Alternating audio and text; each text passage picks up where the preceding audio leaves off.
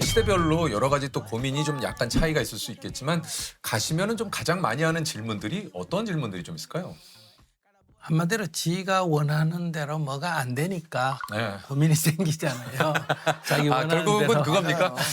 자기 원하는 대로 연애가 안 되든 자기 원하는 그렇죠. 대로 뭐 뭐 결혼이 공부가 안 되든 되고. 공부가 안 되든 어. 뭐든지 첫째는 자기 원하는 대로 안 돼서 생긴 문제고 예, 예. 두 번째는 이제 지 성질대로 살라 그러잖아요.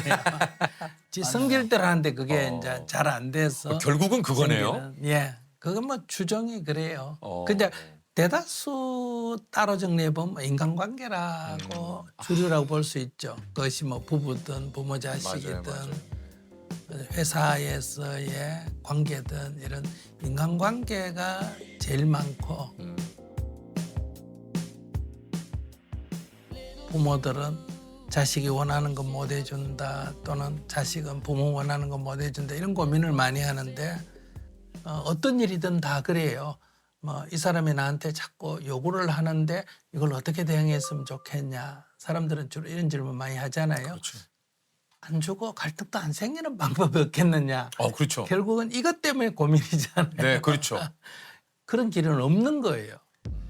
그 없는 거를 자꾸 생각하니까 고민인데 음. 남이 원하는 걸 내가 다 해줄 수가 없다. 해줄 수 있으면 해주고 못 해주면 죄송합니다. 끝내면 되고 또 내가 원하는 거 되면 다행이고 안 되면 그만이고 이런 관점을 가지면 조금 좀 여유가 생기지 않을까 싶어요. 그다음에 이제 건강 이런 거고 요즘은 이제 젊은 사람들은 이제 뭐가 고민인지도 모를 정도로 머리가 복잡한 사람이 많습니다. 본인이 말을 해도 자기가 지금 무슨 말을 하는지도 모르면서 맞아요. 아무튼 힘든다. 답답하다. 그러니까 한마디로 답답하고 힘들다.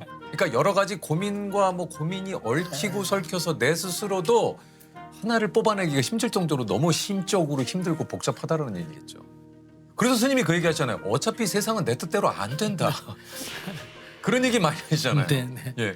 아니 제가 그 뭐 이름을 떼면 누구라고 알만한 유명한 야구 선수인데 예, 예. 이분이 1부에 있다가 어. 2부로 떨어졌어요. 예, 예. 미국에서는 1부로 있으면 비행기 탈 때 네.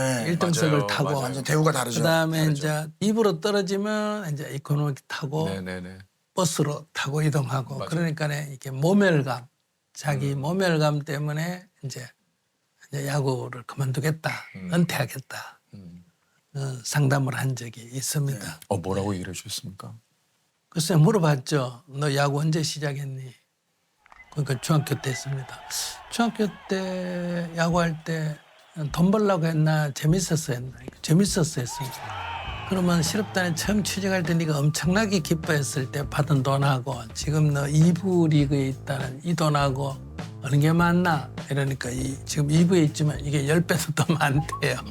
그래서 왜 10배 받고 그때는 10분의 1 받고 더 기뻤는데 지금 왜 10배 받고도 안 기쁘냐. 앞으로는 야구를 재미로 해라.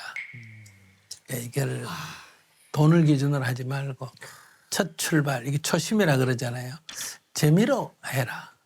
그랬더니 이분이 그 상담하고 아마 그 뒤에 10년도 더 했어요. 와. 훨씬 더 했어요. 10년도 훨씬 더 했어요. 이게 그냥 왜냐하면 이게 항상 톱으로 올라갔을 때는 조금 떨어질 거 아니에요. 떨어져도 출발점보다는 훨씬 그렇죠. 높지 않습니까? 그러니까 이거 얼마든지 할 수 있죠. 남이 뭐라 그러든 신경 쓸 필요 없거든요. 맞아요. 그러니까 맞습니다. 항상 그거로부터 벗어나는 게. 예. 그러니까요, 그죠. 모든 게 마음에서 비롯된다. 그러니까 뭐 가끔 그러잖아요. 이게 옷장보다 어디 나갈 옷이 너무 없어. 이거 진짜 왜 이렇게 입을 게 없는 거야. 입을 거 많거든요. 예. 예. 그리고 저도 녹화를 하다가 제 스스로가 오늘 참 좋았어라고 그냥 스스로 얘기하고 하면 사실 제작진들은 뭐야 오늘 왜 이렇게 아쉬워할 수 있지만 저 내 스스로는 기준을 조금 제 기준을 낮추니까 집에 가서 너무 이렇게 맞아요.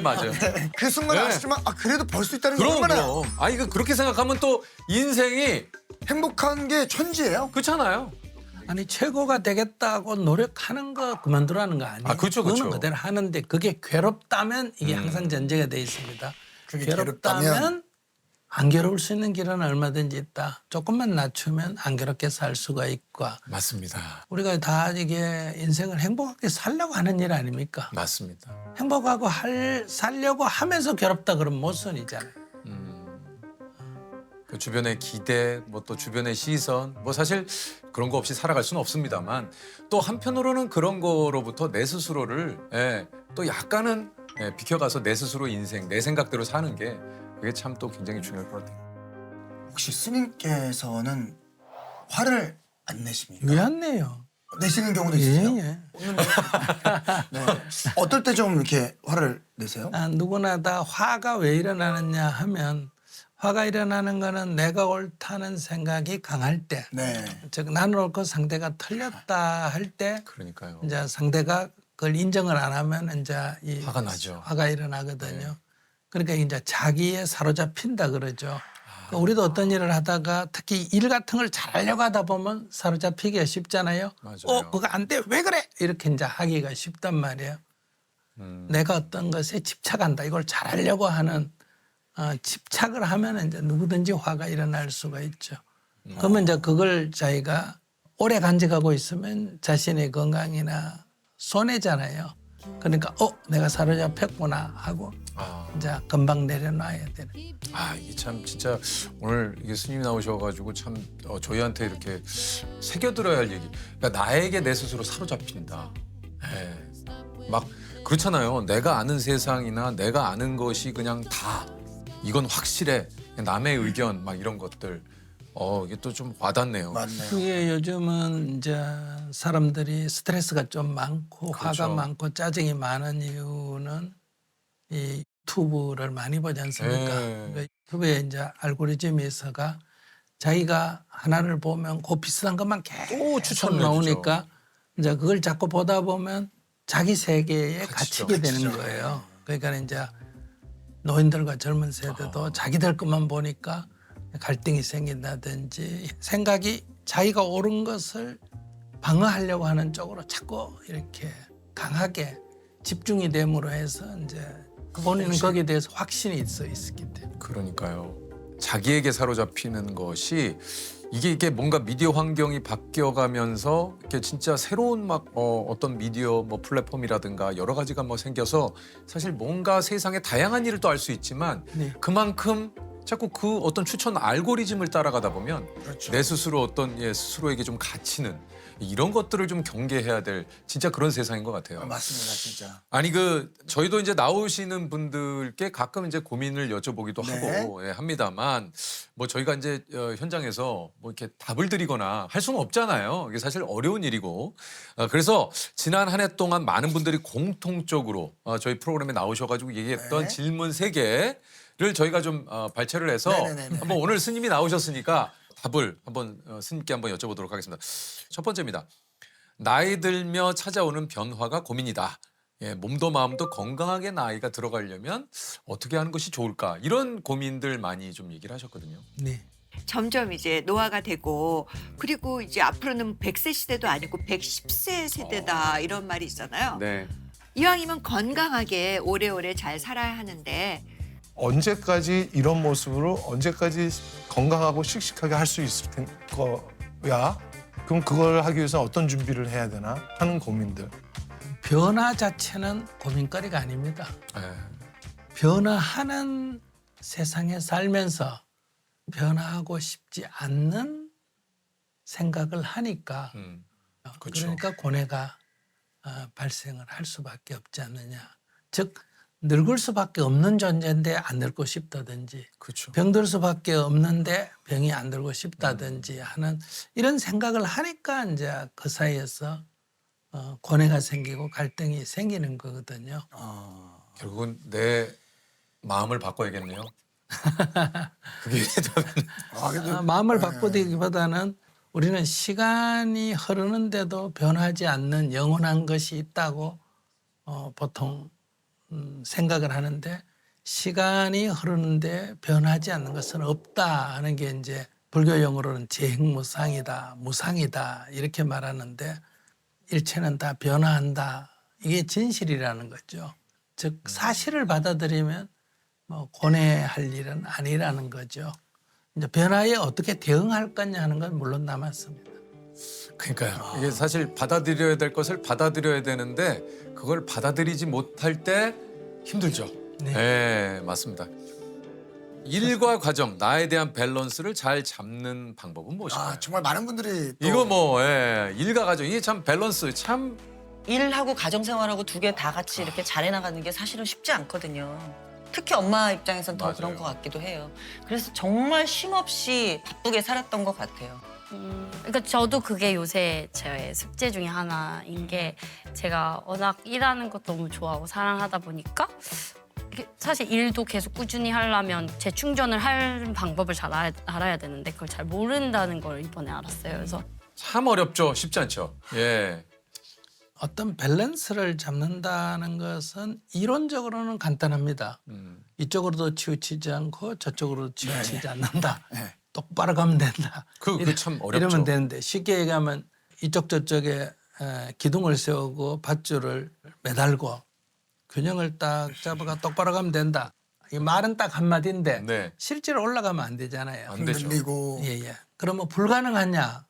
불가능은 아니잖아요. 그러면 쉽냐? 쉬운 건 또 쉬운 건 아니에요. 아니죠. 그러면 가능은 한데 어렵다 이 그렇죠. 얘기잖아요. 가능한데 어렵다는 것은 많은 연습이 필요하다는 거예요. 그러니까 이런 경우는 몇 번 균형을 잡아보면 되거든요.